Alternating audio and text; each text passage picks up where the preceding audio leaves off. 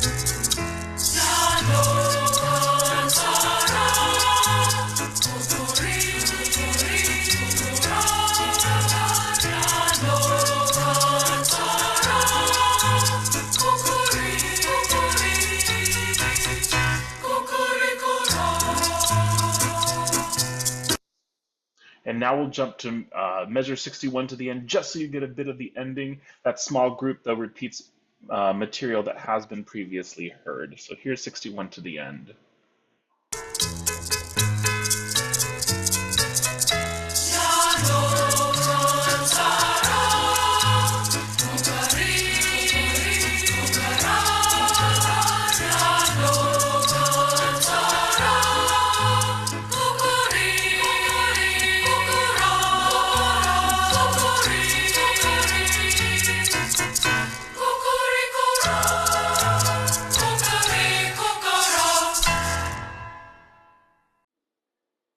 Thanks.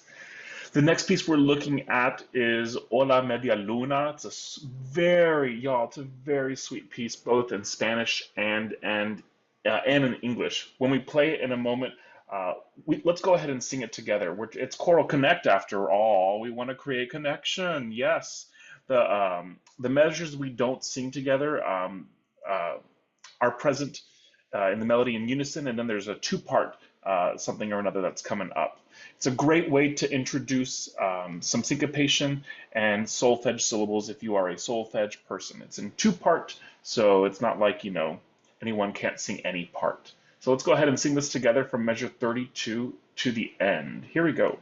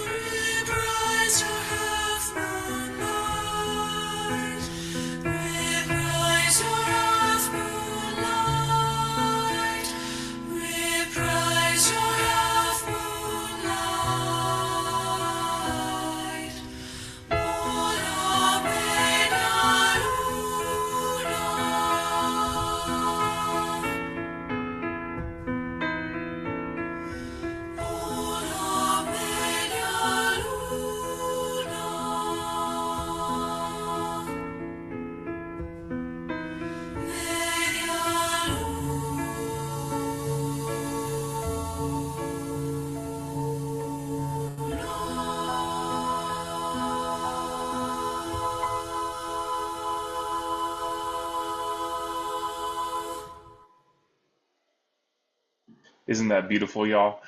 You can see and hear the twinkling of the starlight. I believe I did trip over some words before we sang this together, so I want to make sure I give this piece justice. Measures that we didn't get to sing that last time around. Um, what you didn't get to hear is the melody presented in unison and then in two parts, like we just sang. So it's all familiar material that that occurs over again in the tune, just presented in a slightly different way. Thanks for forgiving me on tripping over words, but now we're going to move to Noche de Paz. Noche de Paz is a familiar tune for many of us. It is Silent Night in Espanol with a beautiful extension on the words peace, peace. So you'll hear it presented in Spanish and in English. It's set for piano with optional flute, and if you've got the ability, highlight a flute player maybe from your neighboring band program and or a guest. Like the pieces that have been presented earlier, there is some help with a translation guide and a pronunciation guide, usually found at the bottom of the first page of the score. That's really valuable because your singers should know what they're singing, and even if they don't speak Espanol, it's really helpful for them to know how the words are pronounced and what specific words mean what. So more on that in just a moment. Let's go from the beginning of Noche de Paz through measure 72. Here we go.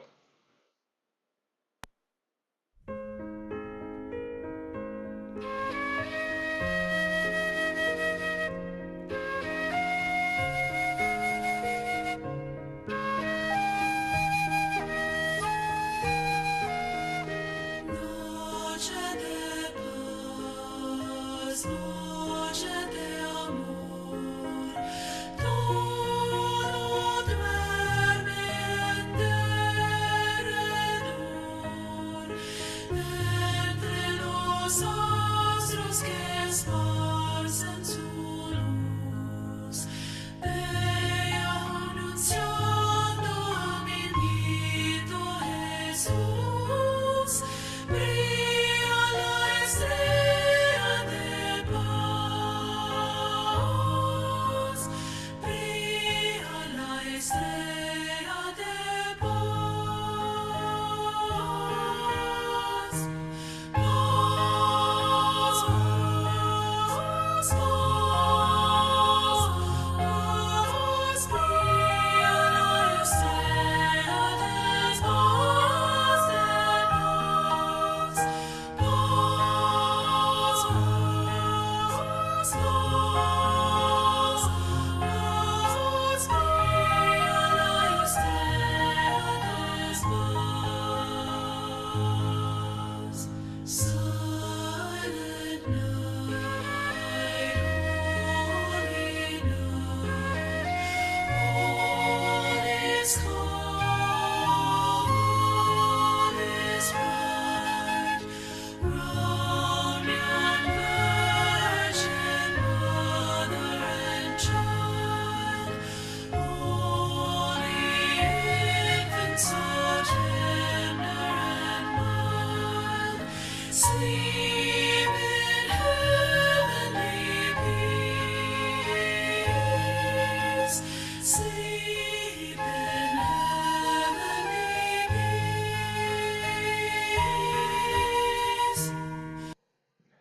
Paz, paz, paz. I mean, oh my God, it's so beautiful. How can you not love that peace, peace extension?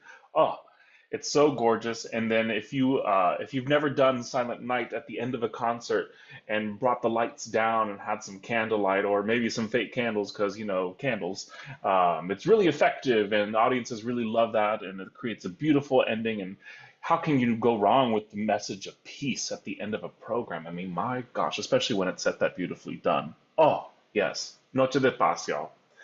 Moving into our next piece, this is Cantar. It is a tenor bass tune. So if you've got some tenor basses that sound fire, by all means, get them going with Cantar. It's a partner song in both Spanish and in English. It's not a lot of Spanish, so don't you worry. The ranges aren't too out there. The tenor range is the ninth, but the lower end does have help from your basses. So if they don't got the low stuff, don't worry, your basses got you. Gives a chance for maybe a soloist and a small group to shine at the end. It's also got just a great groove that you can't help but move to. So if you don't use this with the track, there are band parts available, or at minimum, do this with piano and just a little shaker for some extra flair. Okay, we'll give this a listen from measure 24. And then we will talk about the beginning to measure 24, and then we'll talk about some Spanish diction things. Here's Cantar.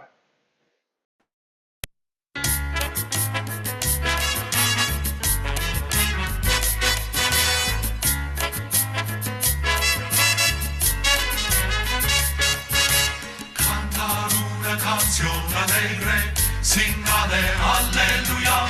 Cantar una canción alegre, singale alleluia. Cantar, cantar, cantar, con una voz cantar, cantar, cantar, con una voz. Oh, I can't unmute. There we go. We're going to jump to measure 57 to the end. All right, here we jump. Cantar una canción alegre, singale alleluia. Cantar una canción alegre, singale alleluia. Cantar, cantar, con una voz cantar, cantar, con una voz.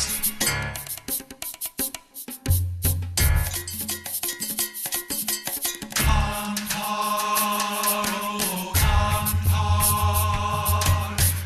sing hallelujah, oh, sing hallelujah, sing hallelujah, oh, sing hallelujah, sing hallelujah, sing hallelujah, sing hallelujah, cantar, cantar, cantar, con una voz cantar, cantar,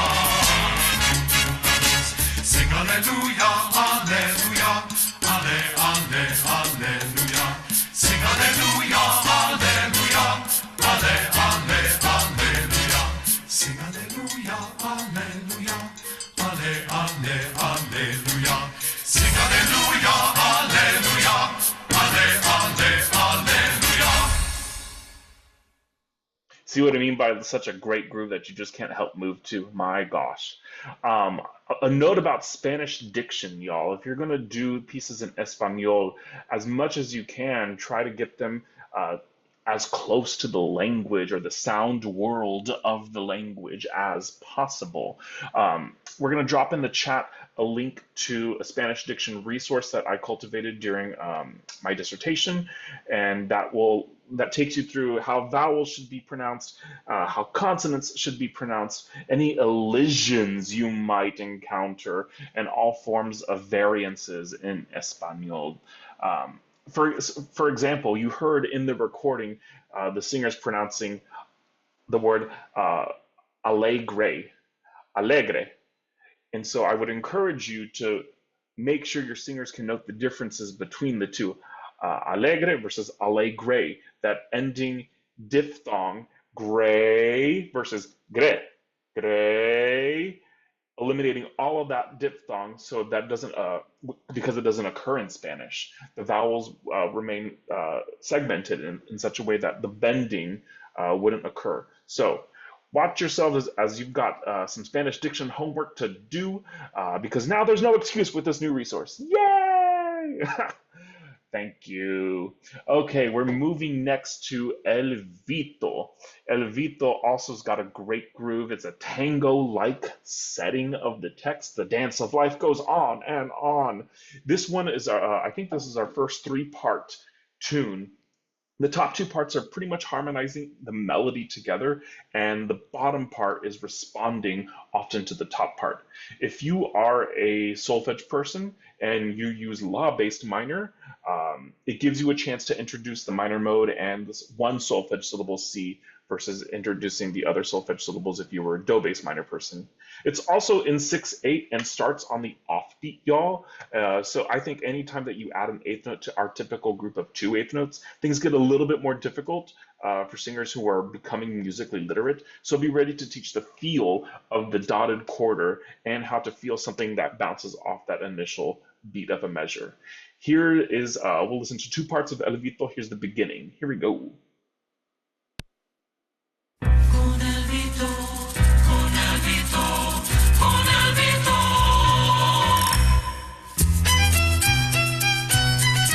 Con el Vito, Vito, Vito, con el Vito, Vito, no. Con el Vito, Vito, Vito, con el Vito, Vito, no. Yo no quiero que me miren, que me pongo colorado. Yo no quiero que me miren, que me pongo colorado.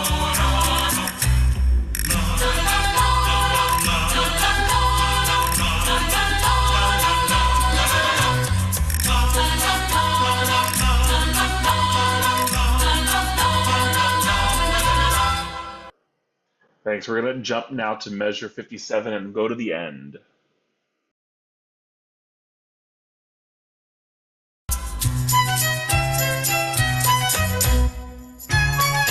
Con el Vito, Vito, Vito, con el Vito, Vito, con el Vito, Vito, Vito, con el Vito, Vito, yo no quiero que me miren, que me pongo colorado.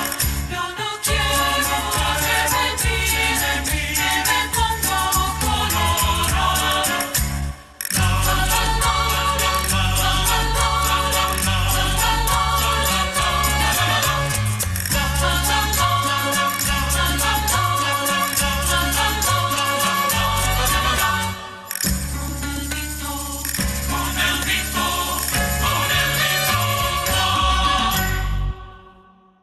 There we go, El Vito.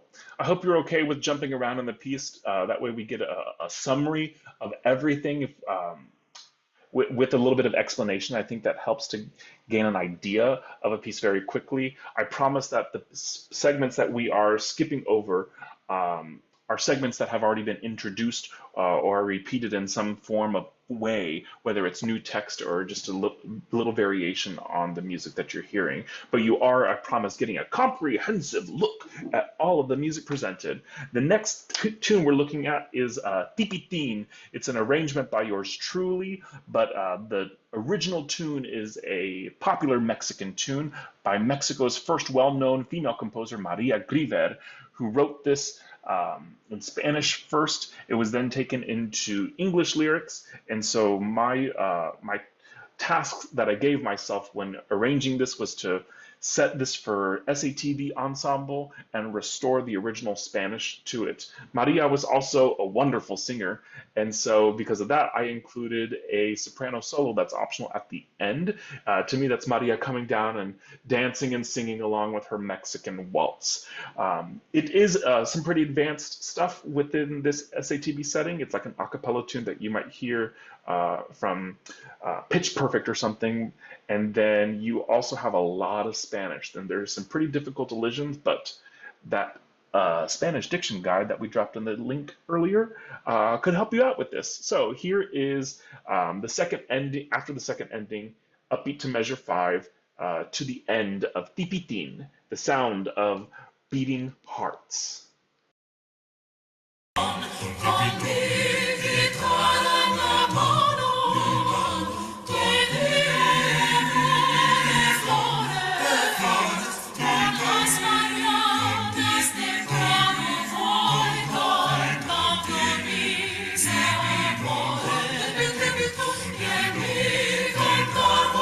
Diciendo que tú me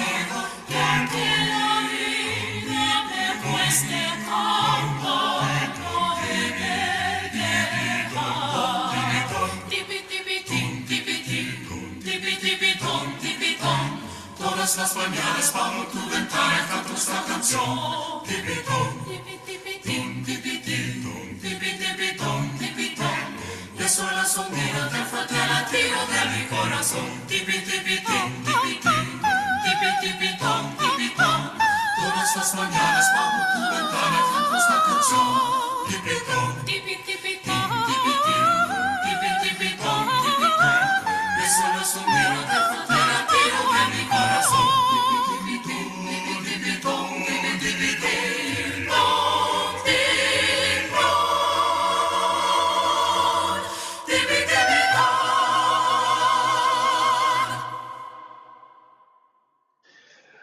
A rousing ending for Tipitin. If you are watching this and you are in Texas, you should note that Tipitin, the SATB version, is a 4 on your PML, your prescribed music list, if anyone's interested in doing that for UIL.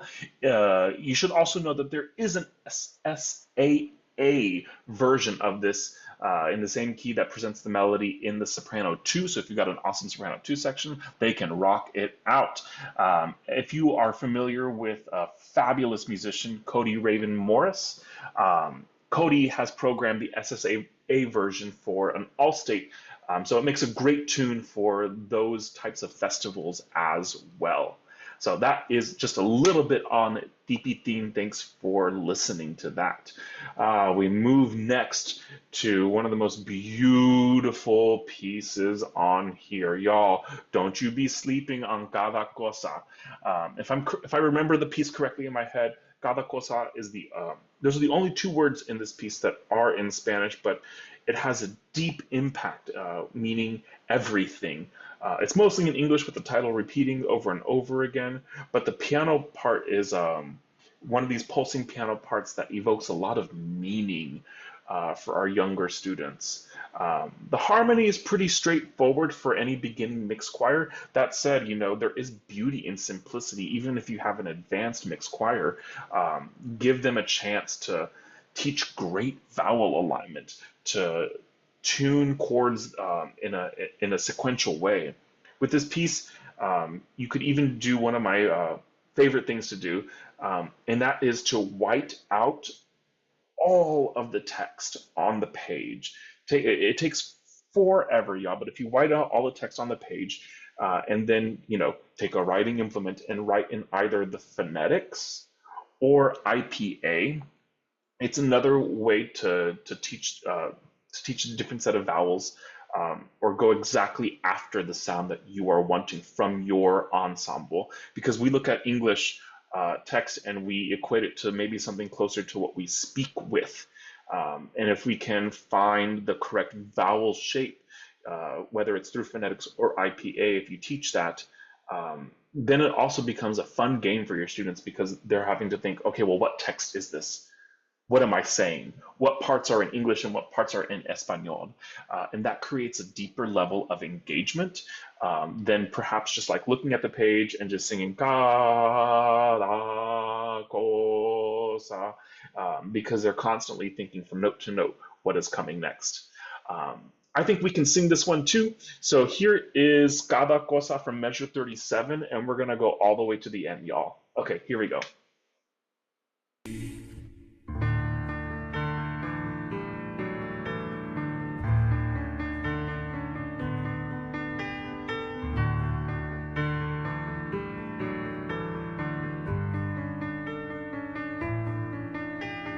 Trust the unfolding, try not to cling. Heart wide open to receive. Be mindful of the memories and then release. Remember them, then give them wings. God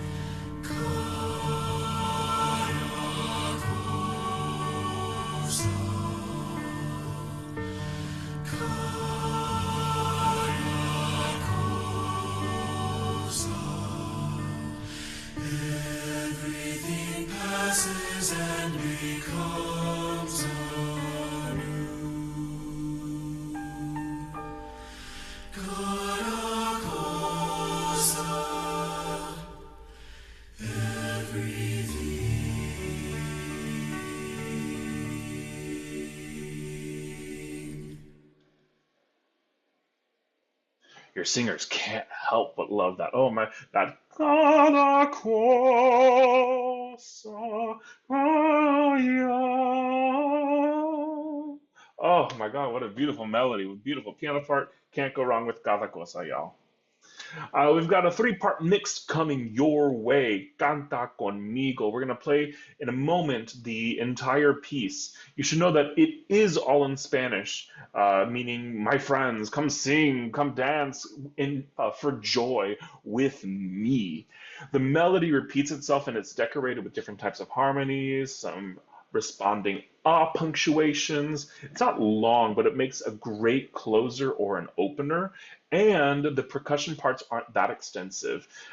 So it's perfect for like for with it students that can learn to play and sing, or if you want to partner with percussionists from your neighboring band program and such. A great way for some to foster some collaboration, which, let's be honest, can't go wrong. So here's Canta Conmigo.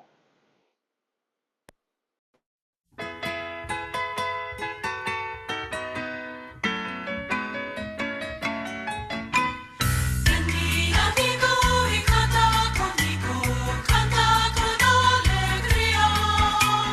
Ven mi amigo y canta conmigo, canta con alegría.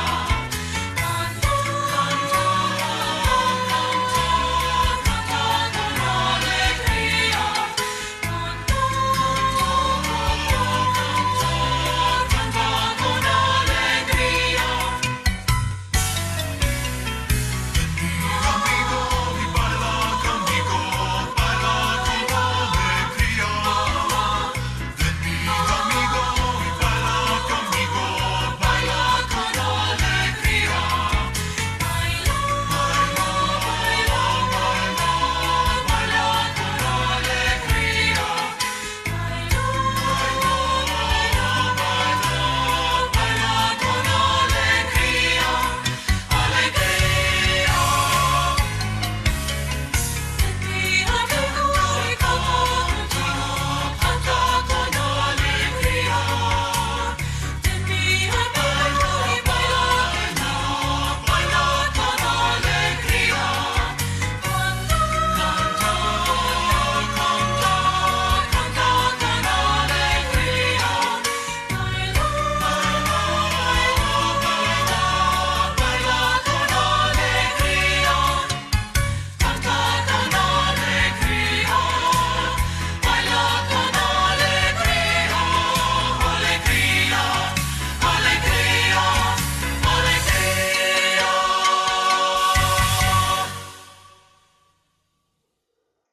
There we go. Canta conmigo. If you are sitting there listening to this repertoire and moving and grooving to the beats of the music, by all means, in a performance, your singers shouldn't be standing still.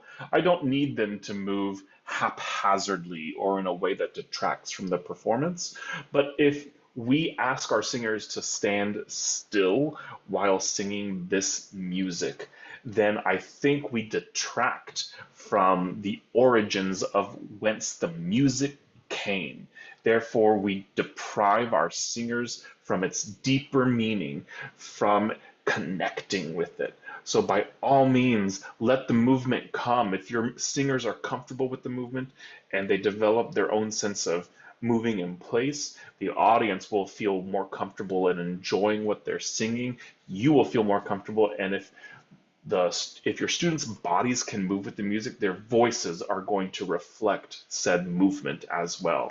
So just a little bit on movement there for you. We've got two more pieces. I know, don't go away. We're almost there. We're going next to Esta Noche.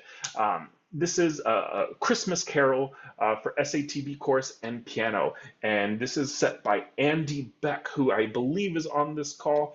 Andy, thanks for writing this, because this it brought me back to my childhood. This, y'all, is a Spanish carol I used to sing when I was a kid. My family would get together at Christmas and we would celebrate the posada.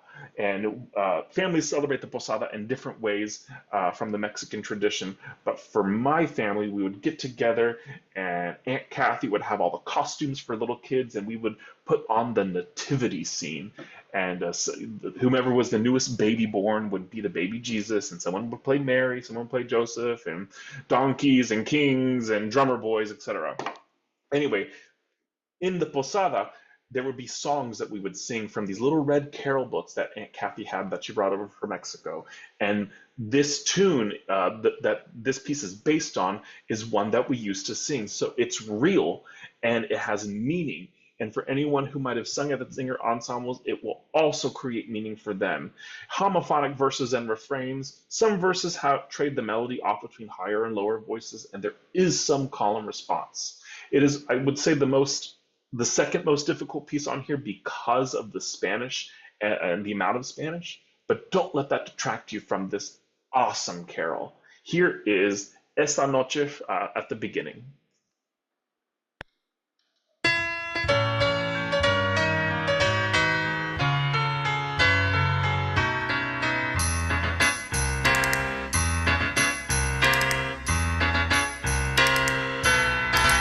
Esta noche nació un niño entre la escarcha y el hielo. Quien pudiera, niño mío, vestirte de terciopelo. Alegría, alegría, alegría, alegría, alegría, qué placer. Esta noche nació un niño.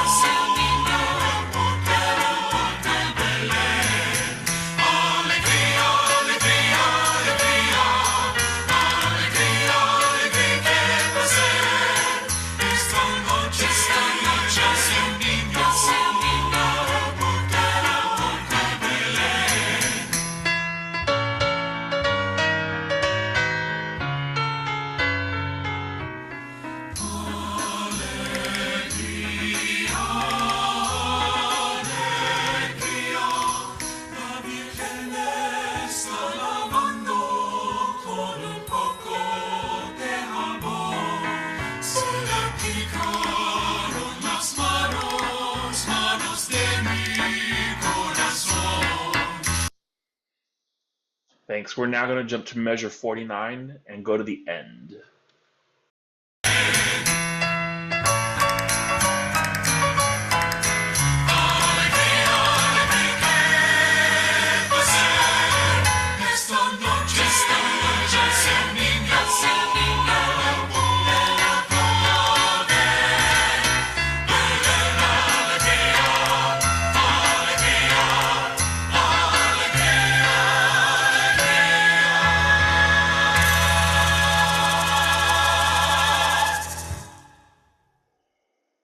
Just a really well written ending with some great DVC at the end. And our next piece also has features some DVC. We've come to the end, y'all. I can't believe it. Oh my God, 45 minutes went so fast. Where did the time go? Oh, so we're gonna end with Un Poquito Cantas. It is a setting of a Spanish folk song in the tango style. You'll hear the tango style in the left hand of the bass line. Dum, dum, dum, dum, dum.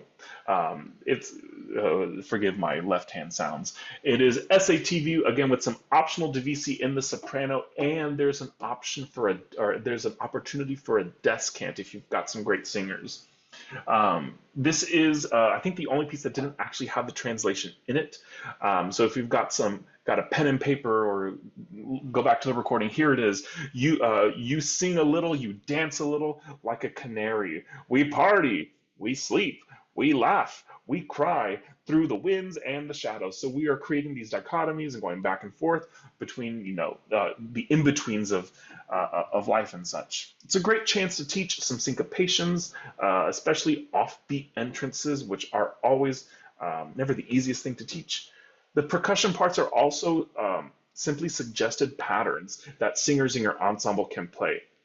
And if you want to create something a little bit more complicated, I've done this before with other dance styles that involve percussion instruments, go to YouTube, go get nerdy and look up different percussion patterns from YouTube. There are people doing tutorials on there that are from the culture, and I found that you can vary then what is provided on the suggested patterns as a starting place, and then you're able to get a little bit more into what this piece sounds like.